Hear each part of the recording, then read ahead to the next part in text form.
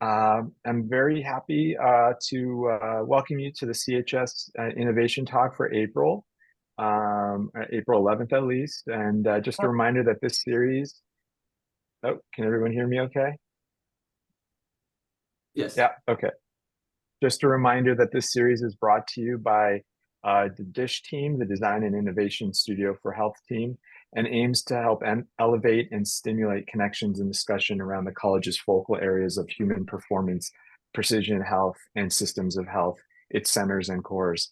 And today I'm thrilled to invite and introduce an excellent colleague, Dr. Ariane Middel. Dr. Ariane Middel is an associate professor in the School of Arts, Media, and Engineering and the School of Computing and Augmented Intelligence. She has a doctorate in computer science and a master's in geodetic engineering. And her research focuses on how urban form and design affect heat and human thermal exposure in cities. Dr. Middel has advanced urban climate science through applied and solutions-oriented research using innovative field methods such as MaRTy, a mobile human-biometeorological weather station, microclimate simulations, and human-centric modeling. Her work has also focused around local and microscale climate modeling, geovisualization to investigate sustainability challenges related to heat, thermal comfort, urban heat islands, water use, energy use, and human climate interactions in cities. She's developed a thermal comfort model based on innovative big data using Google Street View, for example, and deep learning. And her ongoing research focuses on developing better models and metrics to quantify urban heatscapes as they are experienced by pedestrians. Dr. Middel is also the president of the International Association for Urban Climate and directs the Shade Lab at ASU, terrific name, which brings together students from multidisciplinary backgrounds to develop creative solutions for urban climate challenges that confront our society. I'm so happy to welcome you, Dr. Middel. Thank you, and look forward to your presentation. Thank you so much. Well, welcome everyone to this virtual presentation today. I have two hats. I'm an atmospheric scientist and also a computer scientist. So I'm going to wear my atmospheric scientist hat a little bit more today, but I'm also happy to talk about all the computer sciencey stuff in the Q&A that Mark mentioned on like Google Street View and trying to, big data and scaling things up.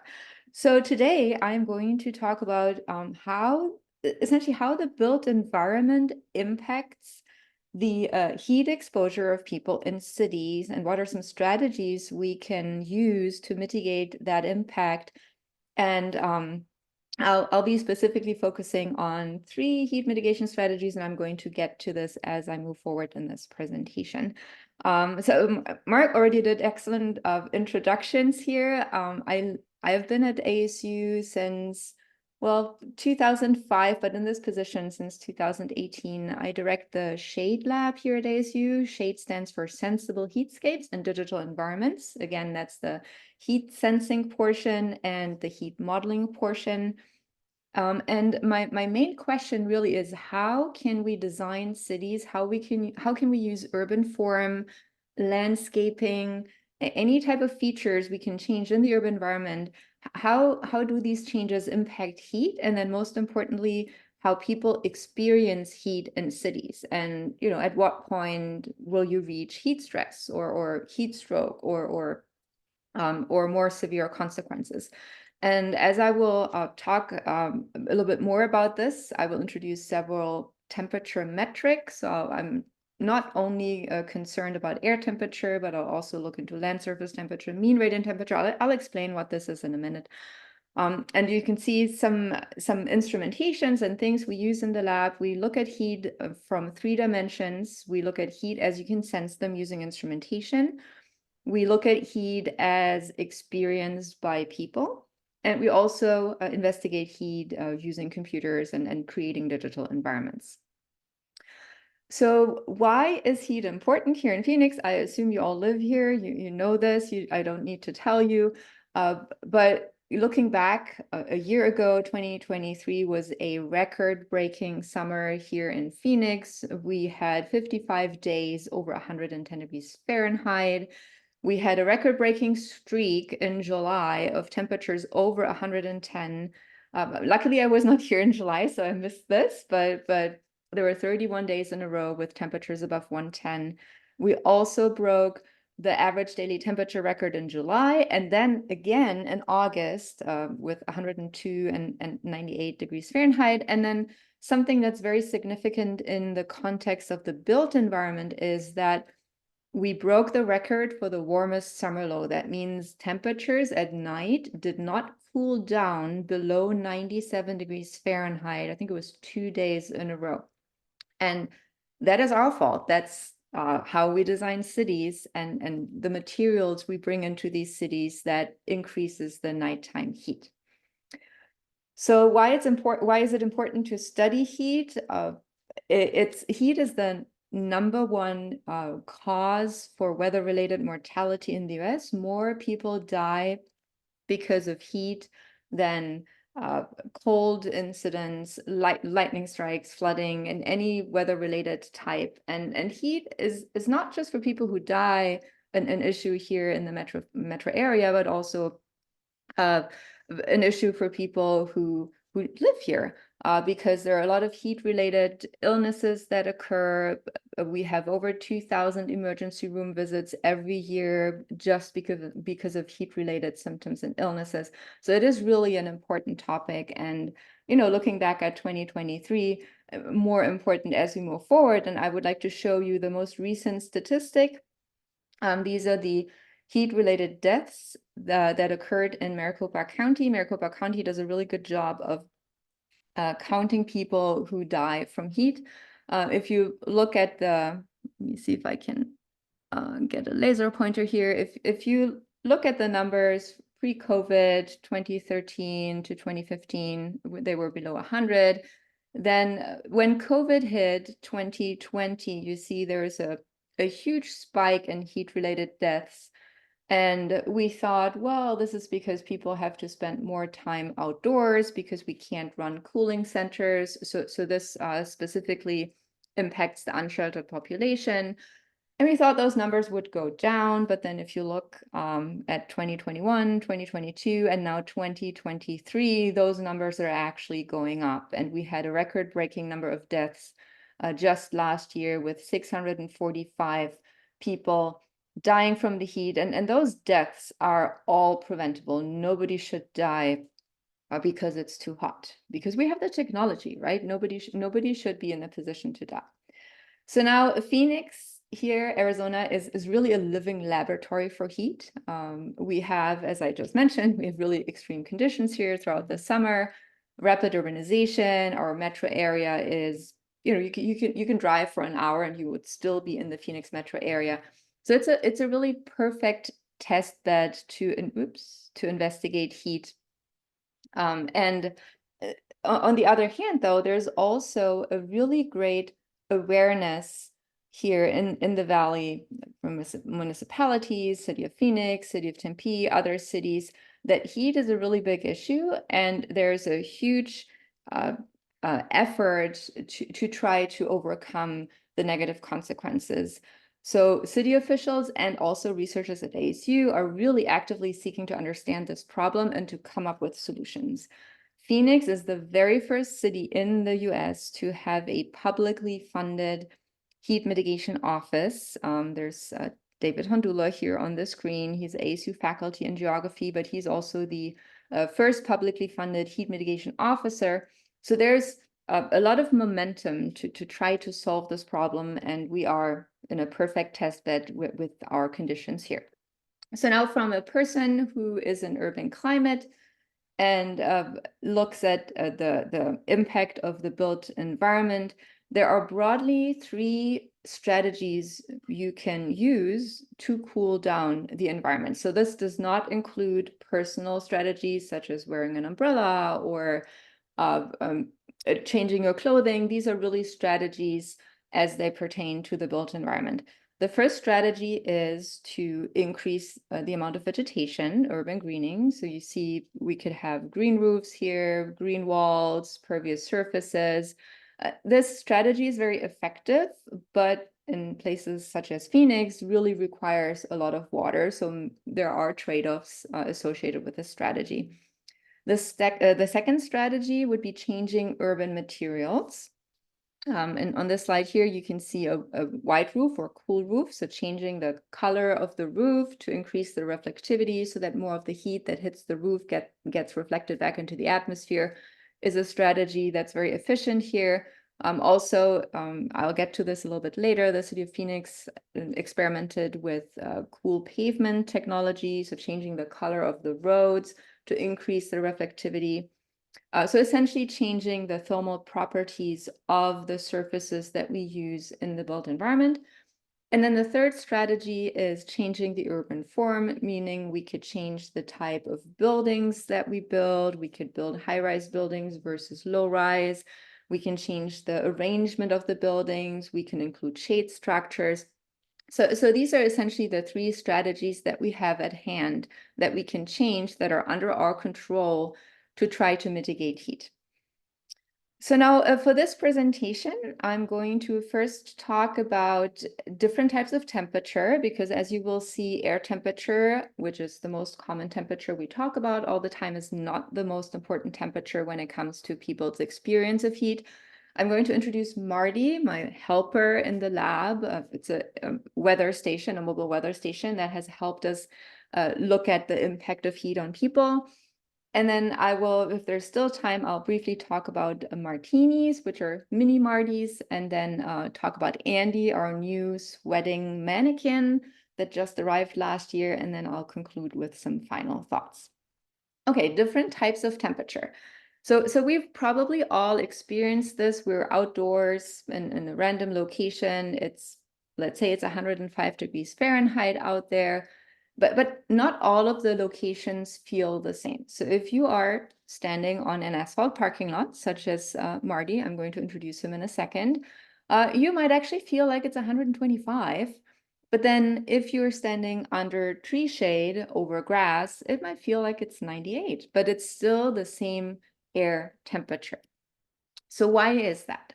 Well, so we have different types of temperature. And again, air temperature is the temperature of the air that surrounds us. And it really indicates how hot or cool the air is that surrounds us.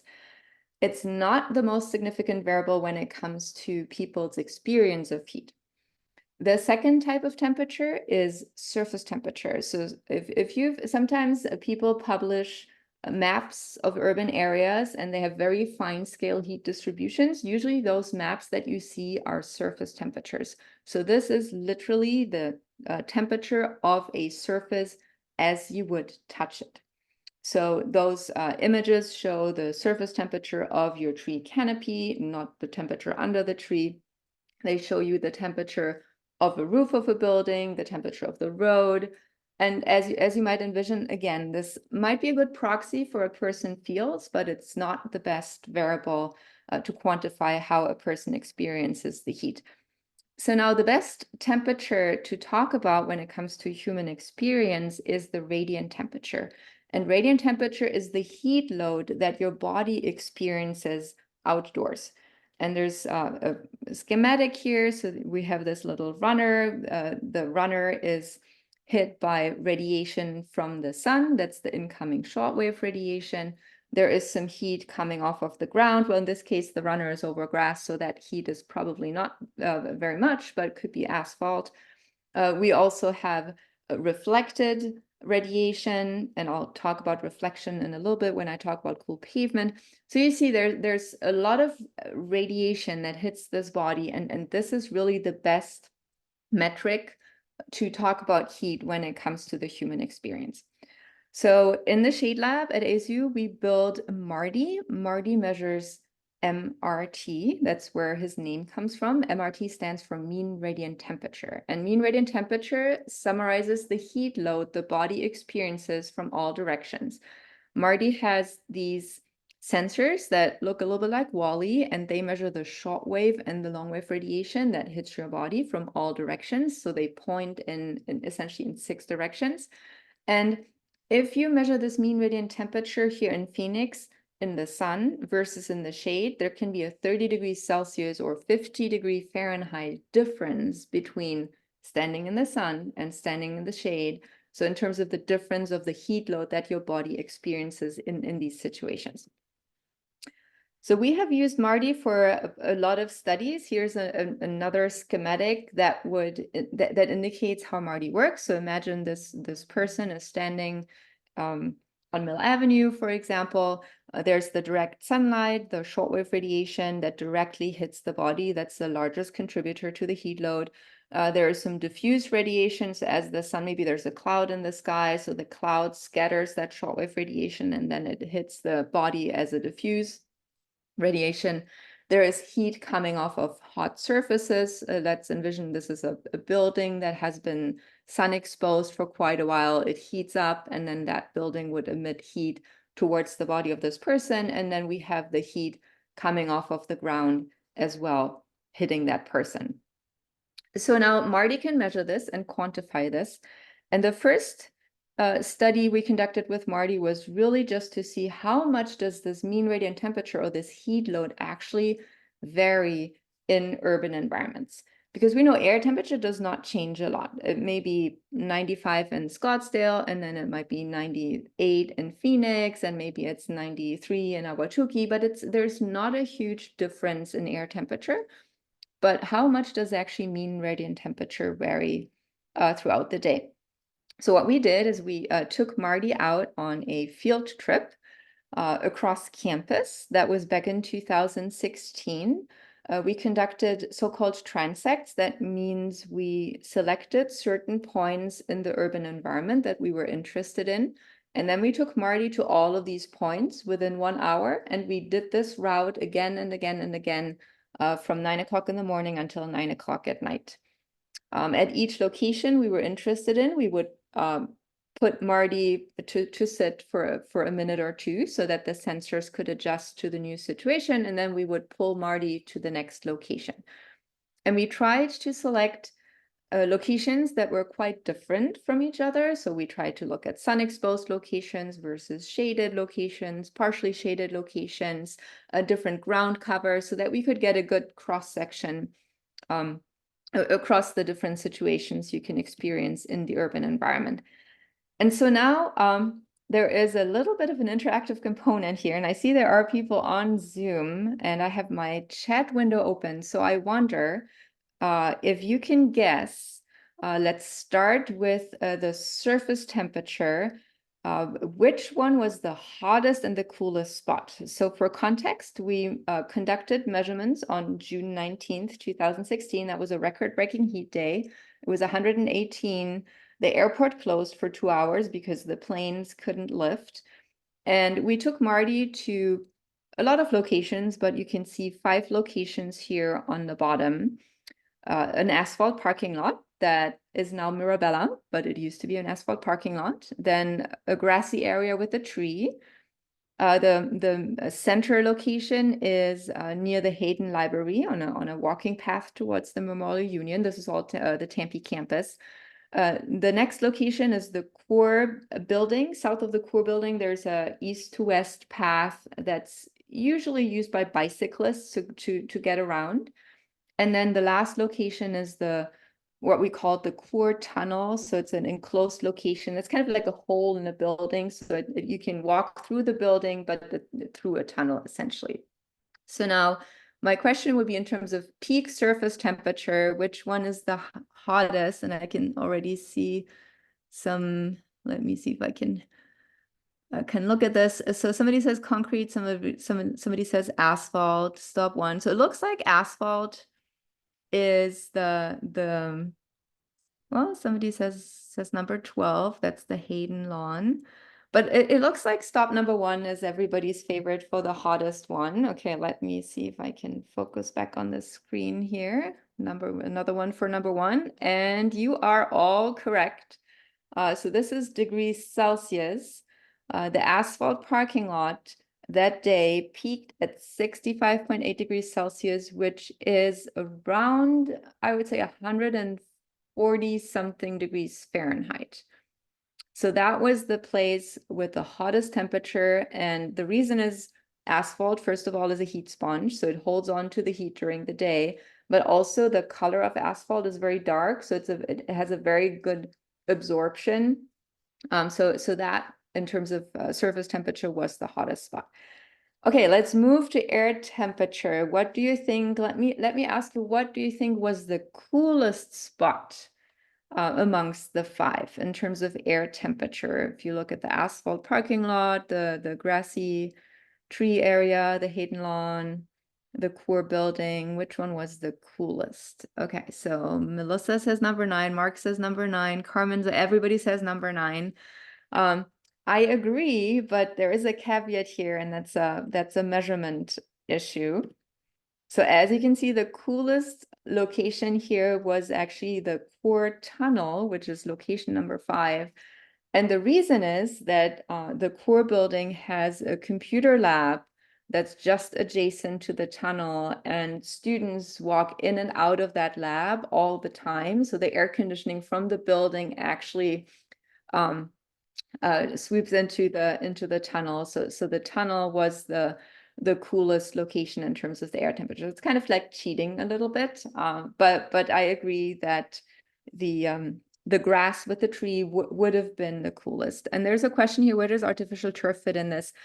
But we did not do measurements at that same day, so it's a little bit hard to compare. But in general, artificial turf would probably, in terms of surface temperature, hover around number 12. So artificial turf gets as hot as concrete, could be even a little bit hotter than concrete, and it does not contribute to cooling. So in terms of the surface temperature, it would probably rank number 2nd, right after asphalt. And in terms of air temperature, it would probably be pretty high up there as well. It would not be very cool. Okay, so now, as I said, the mean radiant temperature is the most important temperature when it comes to human experiences. Which location do you think had the highest mean radiant temperature? So the highest heat load on a person's body out of the 5 locations. I'm watching the chat again for some suggestions here. Anybody want to guess? I can give it away. It might be a little bit more tricky. Okay, so most people say number 1, the asphalt parking lot. Somebody says maybe 12, 1 or 12. 20, Flores says 20. Flores, do you know the answer? Have you read the paper? So the answer, actually, Flores is right. It is number 20. So I'm going to minimize the chat here so that I can see the slides again. So the reason why number 20 has the highest heat load on a person's body is because all the surfaces in the surrounding are very bright. They have a very high albedo, so that means there's a very high reflectivity.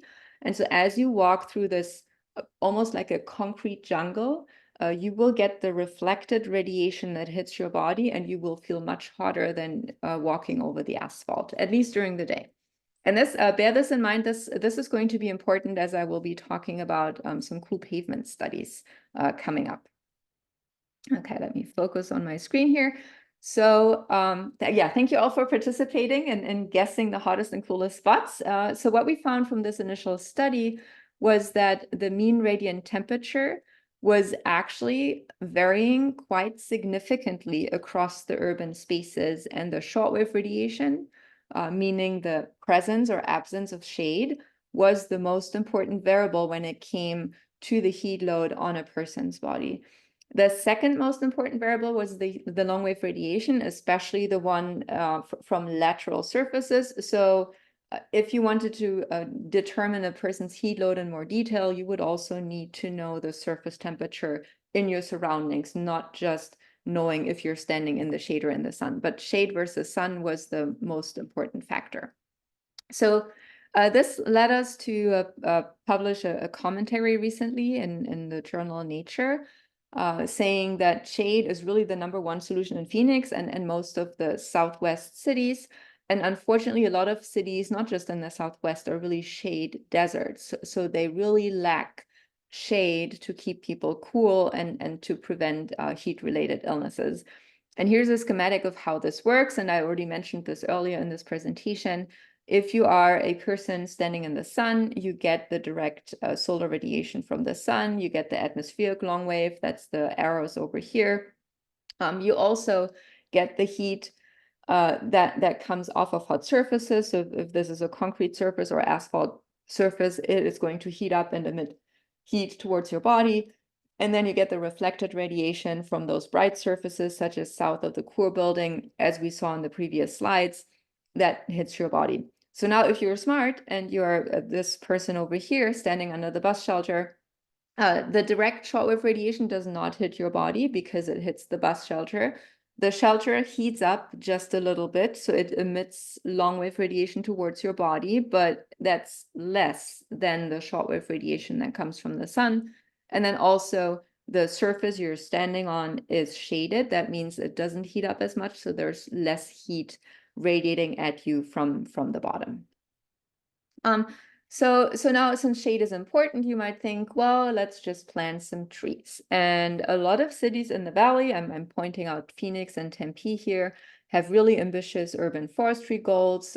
Both of these cities would like to achieve 25% tree canopy cover by 2030 or 2040, respectively. They are currently hovering at about 11 to 12%. So they need to double their tree canopy cover if they wanted to achieve this goal. And Phoenix has a cool corridor program because of this goal. So they would like to also create cool corridors across the city that people can access from anywhere. And they have a very ambitious tree planting goals. So they got some money to plant 1,800 new trees across the city every year. So now in talking with cities, we realized that cities have they really have a hard time planting trees. And this is how this study 50 Grades of Shade came about, because we talked with the city of Tempe and they said, oh, we would love to plant trees and we have this really ambitious goal, but there are so many infrastructure challenges that we face. There are so many places where you just cannot plant trees. There may be some sewer lines underground, internet cables, power lines above ground. Businesses complain that people can't read signage. So there are a lot of places where the city would like to plant trees, but they can't. So now the question that we ask is, are there any shade alternatives that you can use that keep people cool the same way that trees would? So we asked MaRTy to help us out, and we sampled different types of shade and classified these shade types into lightweight and engineered shade, shade from urban form, and then natural shade, which would be trees. And you see some fisheye photos here. These are upward views of these different shade types. So we have various tree species that we sampled, different types of urban form, which included overhangs, tunnels, arcades, anything that's more structural that is connected to a building. And then lightweight engineered shade, that's shade that you can place or take down more easily. So that would include umbrellas, pergolas, shade sails, and so on. And then we took MaRTy to measure these tree and shade types. And we also measured some sun-exposed locations as a reference so that we could see how much benefit we actually get from these different shade types. So we did this for 5 years. We took measurements from morning to evening, and we ended up with about 2,000 observations. And these are the findings. What you see here is the reduction in mean radiant temperature, or the reduction in the heat load on the human body in degrees Celsius. So the longer the bars, the better the shade. We measured overall daytime shade, shade at around noon when the sun is highest up in the sky, shade at 3:30 when air temperature peaks, and then shade just after sunset. And then the different colors here mean blue is lightweight or engineered shade structure. So that includes, again, shade sails, pergolas, anything that's less permanent. Green is the trees or any natural shade, and then urban form is the gray bars, that's shade from buildings, overhangs, awnings, and so on. So as you look at these bars, you will see that, first of all shade is great, right? Does not matter if you have a tree, if you have a shade sail, shade from a building, everything reduces mean radiant temperature by at least 20 degrees Celsius, that's around 30 degrees Fahrenheit, and then some shade types, especially urban form right here, reduces the heat load on the human body by up to essentially 50 degrees Fahrenheit. What you see also is that the gray bars are always the longest. So that suggests that more dense shade, such as shade from buildings or awnings, is more effective in keeping people cool. And then you have the trees and the lightweight structures just trailing a little behind. But again, all shade is great. So that means that the cities can actually use other shade types than trees to cool the urban environment. If you look at the differences, you'll find that shade from urban form was the most effective shade, and it was followed by the trees and the lightweight structures. If you have structural shade, it really performs differently depending on the orientation. So if you think about a bus shelter, it really matters, if you have a north-south oriented street versus east-west, it really matters how you place the shade structure, because shade travels throughout the day. So it's really important to make sure that the shade actually hits people as they're standing at the bus shelter, for example. And then in terms of trees, we found that native trees and palm trees for sure were least effective. But then you have the trade-off between water use and effectiveness, right? So if you plant ficus trees, they're more effective in terms of the shade performance, but then they require more water, which may not be a good thing here in the desert. And so these findings are going to find their way into the city of Tempe ordinances and plans. So the city of Tempe is one of the first cities now that, based on these findings, includes artificial or non-natural shade types into their tree inventory, because again, anything that provides shade does not have to be a tree, is effective in reducing the heat stress on the person. So we're really happy to see that they are going to include this information into their next round of planning. We also, and there's no QR code here and no reference because this is work in progress. We are developing a shade performance tool that cities can use. So the way this works is it's a website. You would pick the location where you are planning to implement some sort of shade.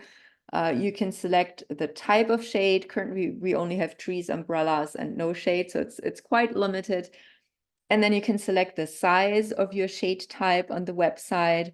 You can select your ground cover. Maybe you're standing over grass or over asphalt. We don't have turf yet, artificial turf, but it's going to be included in the future.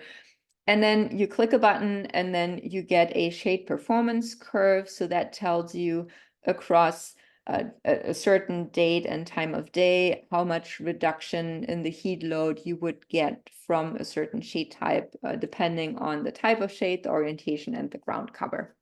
So that's work in progress. So now taking MaRTy out to all of these locations is quite time consuming, because you need people to pull MaRTy. MaRTy is not autonomous. MaRTy cannot, is not a Waymo, cannot go to these locations by himself. So it's not really feasible to calculate mean radiant temperature or the amount of shade for the whole Phoenix area or metro area. So we found a way to scale this up. This is more on the computer science related, project. We are using LiDAR data, which are huge point clouds that provide a 3D view of the urban environment. And we use these LiDAR point clouds to inform a model that can calculate the shade distribution in the city, and then also can calculate the mean radiant temperature. This is all at 1 meter resolution. The model is Solvik. It was developed in Sweden. And we created shade maps and mean radiant temperature maps for the city of Phoenix. You can download these data on the CAP-LTR website. And this data is currently with the city of Phoenix, and they're using this data set to inform their Cool Corridor program to decide which areas of the city are shade deserts, where's more shade needed, and where should they focus their tree planting efforts on. So I talked a lot about shade and vegetation to cool people, but there are other ways. As I mentioned earlier, we have 3 ways of cooling people. One would be to increase the amount of vegetation. The second one would be to change materials. And the third one would be to change the urban form. So now we arrived at changing urban materials. The city of Phoenix began piloting a new technology, or somewhat new technology, back in 2020. It's called cool pavement.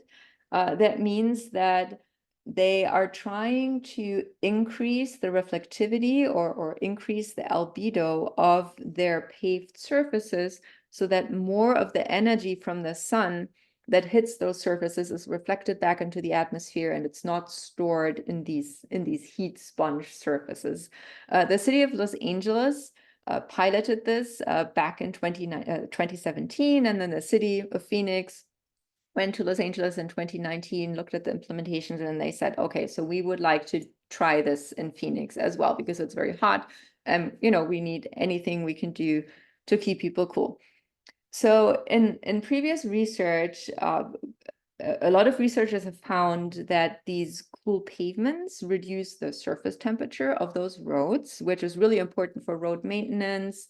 It's important for various other things. But what was not clear is how does that affect people walking over these surfaces? And so this is what we did back in 2020. We took MaRTy out on these surfaces. It was in collaboration with the city of Phoenix to see what's the impact of people over these surfaces. So as part of this study, we did helicopter overflights to get at the surface temperatures. And if you remember, we have these 3 temperatures: air temperature, surface temperature, radiant temperature. So this is a view that you see here of the temperature of the actual surfaces. And if you look at this neighborhood to the left, that's the visible image. You see that the road has 2 colors, and this was actually in between coatings. So the right-hand side of the street is the regular asphalt, and the left-hand side of the street is the cool coating that they applied to the asphalt to make it higher reflective. And if you just look at the visible picture, you can see that the coating somewhat matches the color of the concrete sidewalk. So that's essentially what this coating does. It takes the asphalt and visibly it's converting it into a concrete surface. And then the helicopter overflight thermal image shows that there is a clear reduction in surface temperature. You see the right-hand side here is yellow. That means it's actually hotter, and then blue means cooler. So there was a difference in surface temperature of 11.2 degrees Fahrenheit, which is quite significant. So as part of this project, we used a variety of sensors to assess the impact of the school pavement on pretty much anything. We used car traverses. So we had a car equipped with air temperature sensors. The white pipes you see here, they hold a thermocouple. So that's an air temperature sensor. And that car traversed the neighborhood. Then we buried temperature sensors in the ground to get the subsurface temperature of the actual asphalt surface. We did reflectivity measurements. This is Johnny, our student, who's measuring the reflectivity of the cool pavement. We did MaRTy measurements, and then we did the helicopter overflight, as I showed you on the previous slide. What we found was that surface temperature was reduced as expected. It was 12 degrees Fahrenheit lower, which is great. That means that the actual surface of the road was reduced. The impact of the cool pavement on air temperature was not as pronounced. It was maybe 0.5 degree Fahrenheit max in terms of air temperature reduction in the afternoon. But then the mean radiant temperature which is the heat load experienced by people walking over these pavements, was 5.5 degrees Fahrenheit higher. So that means that as you increase the reflectivity of the surface, you also increase the heat load on a person. And that goes back to the measurements we did back in 2016 of the east-west path just south of Core, where you have these highly reflective concrete surfaces that really increase the heat load on people. So now, as part of this project, we're now trying to come up with some recommendations on what cities, not just Phoenix, but cities in general, should do. So this cool pavement, there's really a big trend globally to apply this, and Phoenix and Los Angeles were the first to really implement this. But there's a huge push, I think, also from the industry to implement this type of pavement. And it's really important to recognize where it's useful and where it's not. So some of the recommendations that we came up with were that if you have open lots, single-family home neighborhoods with wide roads that are not shaded, people don't walk on these streets. They, take their car to work and then come back. Those might be areas where it's appropriate to put the cool pavement. Also thinking about large parking lots, parking lot in Glendale at the football stadium, or parking lot at Walmart or any other big store. Those parking lots, people don't spend a lot of time on these lots. So those might be surfaces that could benefit from cool pavement. But you should definitely not apply it in playgrounds or parks or plazas, any areas where you have kids running around close to the surface, or people socializing, exercising, spending a lot of time on these surfaces, because you increase the heat load on these people. Also, if you have locations that are already shaded, let's say New York, Manhattan, we have tall buildings, the cool pavement cannot actually work because there's no direct sunlight hitting the pavement. And again, Phoenix downtown, same thing, you have really high-rise areas. So those might be areas where it's not advisable to use the cool pavement because it's just not working. Okay, getting to the end here, I have maybe 5 minutes left. As you saw, it's quite difficult to do these measurements and scale them up, especially considering costs. So if you look at MaRTy is a weather station that costs about $20,000. So it doesn't look like it, but it's quite expensive, and it's just not feasible for cities in terms of equipment to use because it's expensive. It requires lots of people time to operate this equipment. So we are currently in the process of developing a low-cost version of MaRTy, and we call it the Martini because it's a mini MaRTy.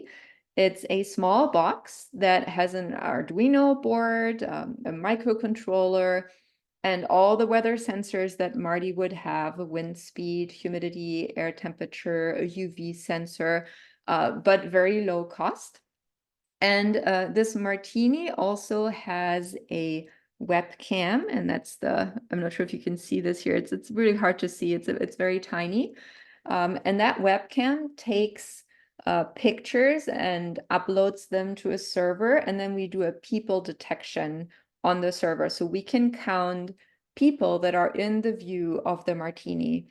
And this is in collaboration with the city of Tempe. We placed one of the Martinis in Kiwanis Park. This is the current view. There's a playground here with a huge shade sail.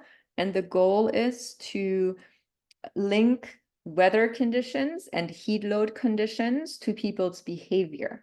So as temperatures rise, as heat load becomes more, are there still people using the playground? We don't know, because the city of Tempe does not have the manpower to send people out there and count the number of kids using the playground, but the Martini can. So this instrument is currently up in Kiwanis Park. I don't have any data to show you yet because we just started data collection 2 months ago, and we would like to continue this throughout the whole summer to then look at how does playground use change with weather conditions, and also with solar conditions, with changes in UV, or maybe it only changes weekday versus weekend. We don't know, right? And then hopefully this data will inform the city of Tempe's design strategies. We can also count people in the shade versus in the sun. So that's also part of the people detection, so that we can really see how this playground is being used across different weather types and different heat conditions. And then lastly, we have a new addition to our sensor collection. This is Andy. So you see the whole team around Andy gathered here. This is Andy. This is myself, the PI, Konrad Rekaszewski, and then my colleague from sustainability, Jennifer Vanos, and then MaRTy is here as well. So we acquired Andy. Andy stands for Advanced Newton Dynamic Instrument. Andy was developed by a company called Thermetrics, and Andy is a thermal sweating mannequin. And Andy is the first mannequin of its kind that can go outdoors, because traditionally researchers would purchase mannequins and then put them in heat chambers to see how the human body or the mannequin would react under certain heat conditions. But we have a living laboratory right outdoors, right? So we can put Andy outdoors, and this is a special configuration by Thermetrics. They had to include special cooling channels, and here's a close-up picture of Andy and these cooling channels that you can see here just under his skin, to essentially enable Andy to go outdoors and experience real world conditions that people would experience as they are outdoors. So Andy joined our team last year, and we just published the first paper that's linked here, and I'm pretty sure the presentation will be made available to you all. So Andy has 35 zones for sweating. So you can customize Andy to essentially sweat like a specific person. You can say, well, maybe Andy is a 65-year-old male with an alcohol problem, or you could say, well, Andy is an 18-year-old young female. Well, they produce a Lisa as well, which is a female, but we only had money for one mannequin, so we went with Andy. But you can customize these things in the software and then simulate how a certain body type would react to certain outdoor conditions. And as part of that project, we're going to investigate the impact of clothing on the human body's performance. We're looking into trying to simulate different types of occupation. Just recently, Andy was dressed up as a landscaper or gardener to investigate how landscaping or gardening would affect your physiology. And so, yeah, so Andy is going to do lots of research in the next 4 years. It's an NSF project, and we're really excited to have him as part of the family. So final thoughts, and then I will leave some time for questions. So in my presentation, I really focused on urban infrastructure and the built environment and how that impacts heat. And it can go both ways, right? You can use materials that increase heat, such as asphalt and concrete, but you can also use materials to mitigate heat, such as vegetation or different types of shade. Air temperature is not the most important temperature when it comes to people's experience. The radiant heat load is really important. And here in Phoenix, it's mostly driven by exposure to sun versus shade. This mean radiant temperature is part of many thermal comfort indices that have been developed. It's also part of some heat indices such as WBGT. I'm pretty sure some of you have read recent literature on what's the threshold temperature on livability. So MaRTy is part of that whole equation.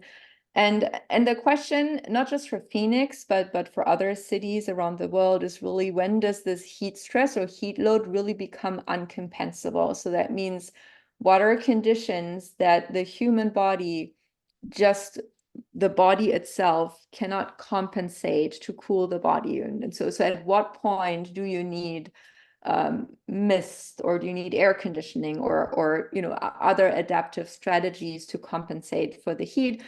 And for people who are interested, we have a paper that just got submitted for review. It's by one of our PhD students, Giselle Guzman, advised by Jennifer Vanos and myself. And she developed a new classification system for compensable or uncompensable heat stress. So it's a physiologically based climate classification, and it incorporates things such as humidity versus dry heat, wind speed, personal characteristics, the medical history of a person, and so on. The living laboratory experiments we can do here in Phoenix, especially with Andy, who can go outdoors, are really important for us to test all these mitigation strategies and really help inform how we can change our cities or design our cities to make them climate smart or heat ready or heat safe. And then lastly, I have to say that the partnerships that we've had with various entities, from cities to private entities, are really invaluable because it informs our research, but also feels that we can give back to the community. And we have some projects this summer that are coming up with the city of Phoenix, where we will look at heat stress of unsheltered populations. You probably heard that the city of Phoenix recently had to clear out the zone, and they are going to place unsheltered populations into a space called SOS, a safe outdoor space near Jackson Street. So we're going to take some measurements over there. We are also interested in heat stress of outdoor workers or volunteers, such as people who volunteer at the Phoenix Zoo or Desert Botanical Garden. So there will be some MaRTy measurements going on in these places. And then jointly with a colleague from College of Health Solutions, Ali, we're going to look at heat stress of kids, investigating how heat load changes with shade or no shade, and different designs of playgrounds and schoolyards here in the Valley. And there's also a parallel project going on in Los Angeles with the Luskin Center for Innovation. So with that, I will leave some time for questions. Thank you so much for listening. Thank you for participating in the little quiz earlier. Oh, and now I can see all the chat messages coming in. Yeah, I'm happy to take questions. We have about 7 minutes left. And just a quick reminder before I take questions, there is another talk coming up on April 25th by Dr. Matt Hintelman. I'm not going to take questions on that, but I just wanted to leave this announcement here for you as well. Okay, thank Fantastic you. presentation. Thank you, Ariana. I appreciate it. I think there's some questions already for you in the chat if you want to get started. Yes, let me see. Largest contributor to greenhouse gas emissions is transportation. Yes. Biggish alongside the great work you're doing. So we do have a project that I'm not leading. I'm participating in this project together with Mike Chester, who is in sustainable engineering, and we have developed a model called Icarus. Mike likes to name his projects after Greek mythology. So this model is an agent-based simulation of transportation in the Maricopa County or Phoenix metro area. So we have all these little agents taking a car, taking public transportation, walking, biking across the area. And we overlaid this information with mean radiant temperature data to see how people are exposed as they're traveling. And we could also take the model output and translate this into greenhouse gas emissions and the effect on climate. Let me see if that was the question. How do I just say? Was that question more geared at how we would actually change the built environment? So I think it's going to be really difficult to convert Phoenix into a non-car dependent cities. I think, as we move towards autonomous vehicles, there may be some changes, but people will continue to drive their cars, and it is going to be really difficult to change the urban environment to make it safer for people to walk. So I think there will be more walkability and more incentives to walk in urban cores such as Phoenix and Tempe. And we see this in Tempe already with the ASU campus. There are all these apartments and high rises going up. So it's a quite walkable and bikeable area, but I think the way the whole metro area is structured is we're not going to be able to change the whole urban form the way it would be beneficial for people to actually be safe. So then we would have to rely on personal adaptation strategies for people to use. Did that answer the question? Oh, wait a second, I have to go down there. Oh no, there was another announcement. Okay, let me address the next one. Regarding monitoring the park, what are the privacy and justice issues? In terms of the privacy issues, the picture you saw on the slide was a testing picture. So once the system is fully functional and up and running, there will at no point be data of the playground stored on the server. So the image frame is going to be delivered to the server. The people counting is doing its thing, and then the only thing we store is the number of people present at any given time on the playground. So there's not going to be any visible data. So there's no privacy concern for this one. Outstanding vision talk.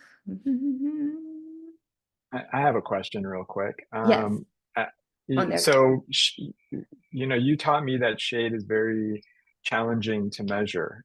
Time of day, day of year, location, artificial structures, all of this. What I love about your work is how much effort you've put into making it relevant for policy, practical for individuals, and developing tools.